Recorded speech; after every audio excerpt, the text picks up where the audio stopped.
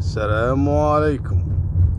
من أغرب جرائم القتل اللي حصلت في التاريخ، سووا عليها علماء الأدلة الجنائية في اجتماع بحث كامل عن هالقصة هذه، بما أنها كانت من أغرب القصص المعقدة. يعني حتى النتيجة كانت جدا معقدة بالنسبة لهم. شنو القصة؟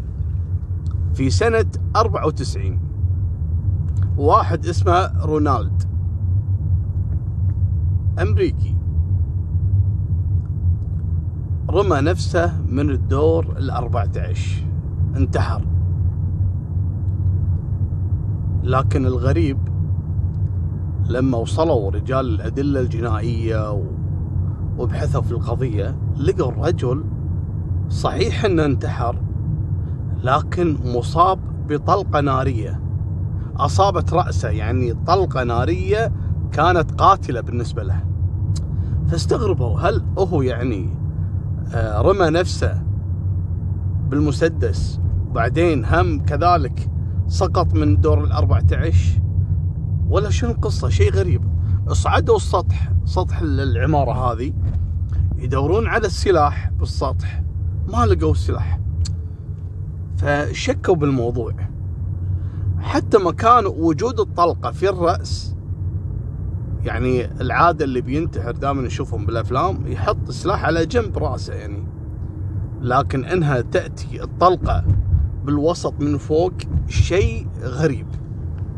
معكم بالطويلة بدوا عاد يبحثون في القصة، ما عجبتهم سالفة ان انتحر بالطلقة، ما يصير. لكن انصدموا ان في فعلا ورقة تركها هذا الشخص رونالد، يذكر فيها انه هو يبي ينتحر وانه يبي يتخلص من الدنيا لان عليه ديون وعليه بلاوي وكذا، وما في طريقة الا انه ينتحر. لكن موضوع الطلقة هذا اللي عقدهم. زين، شلون اطلق على نفسه النار اذا هو فعلا اللي انتحر؟ شلون اطلق النار على نفسه؟ كان كافي انه يرمي نفسه. السلاح وين؟ بدت عاد التحريات وكذا، قاموا ينفضون العمارة باللي فيها، يبي يعرفون قصة هالرجل هذا. اكتشفوا ان احد الجيران قدم بلاغ يشتكي من جاره. شنو قصة جاره؟ جاره في الدور 8. قال هذا جاري كل يوم اذا عصب على زوجته يقعد يصارخ ويهددها بسلاح نوع مسدس، بنفس العمارة اللي انتحر فيها الولد. قاموا ألقوا القبض على الشايب هذا. ايش فيك انت؟ ايش عندك؟ وليش كل يوم الثاني مهدد بالسلاح وكذا؟ اي نعم، انا ما كان قصدي، لان انا متعود اهدد زوجتي بالسلاح، لكن ما اطلق النار لان انا ما حط طلقة في السلاح. لكن ذاك اليوم يعني انطلقت الرصاصة من سلاحي، وانا استغربت كيف ان سلاحي محشو بالطلقات وانا بنفسي متأكد اني ما حطيت فيه طلقات. قالوا له هذا اي يوم؟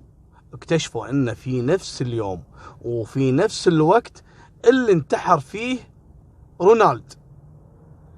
يوم شيكوا على السلاح، ولا السلاح هذا اللي عند الشايب اللي في الدور 8 هو نفس الطلقة اللي طالعة منها المسدس موجودة في رأس اللي انتحر، اللي انقال له رونالد. انصدموا. هذا الشايب بالغلط اطلق الرصاصة وجت من صوب النافذة وطلعت من النافذة طبعا، لكن اصابت رونالد.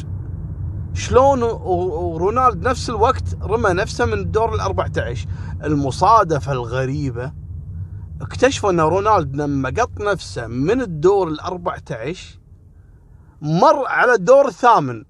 كان الشايب يهدد زوجته وطلعت رصاصة بالغلط واصابت راس رونالد اللي اساسا كان رامي نفسه يبي ينتحر.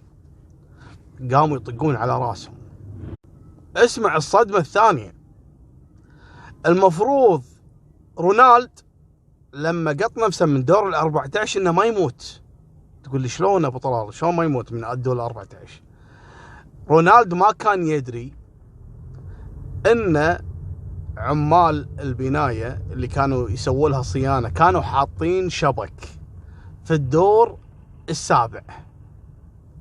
يعني المفروض رونالد لما قط نفسه انه يسقط على الشبك، لانه لما فعلا أدلة الجنائية وصلوا الجثة ما كانت على الأرض، كانت متعلقة بالشبك اللي حاطينه أصلا العمال. يعني لو أن الطلقة ما أصابت رونالد كان المفروض أنه ما يموت لأنه تعلق بالشبكة، لكن الطلقة اللي جته من نافذة الشايب اللي بالدور الثامن كانت كافية أنه تقضي عليه. شوف مصادفات غريبة. لا بعطيكم الصدمة اللي أكبر من الصدمات اللي خذيتوها في القصة، شيء غريب، عشان كذي مسوين عليها ندوة هالقصة هذه، يبي يعرفون شنو حل الجريمة، الحكم ايش راح يكون.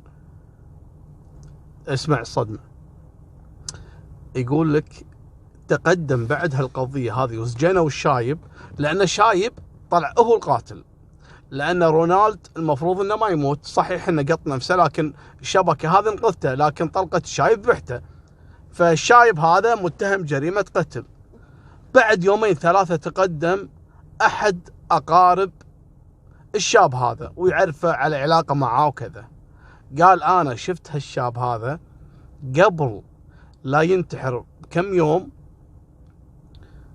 راح أخذ سلاح أبوه المسدس وحط فيه الطلقات، أحشاه بالطلقات. استغربوا، قالوا له زين ليش سوى كذي؟ قال لأنه هو صارحني انه يبي فلوس من امه وابوه، وامه وابوه رافضين يعطونه، رغم ان عندهم فلوس وكذا لكن ما يبون يعطونه فلوس. فيدري بقصة ابوه انه دائما يهدد امه بالسلاح. طلع منو ابوه؟ ابوه اللي هو الشايب اللي ساكن بالدور الثامن. انا ادري راح تستغربون.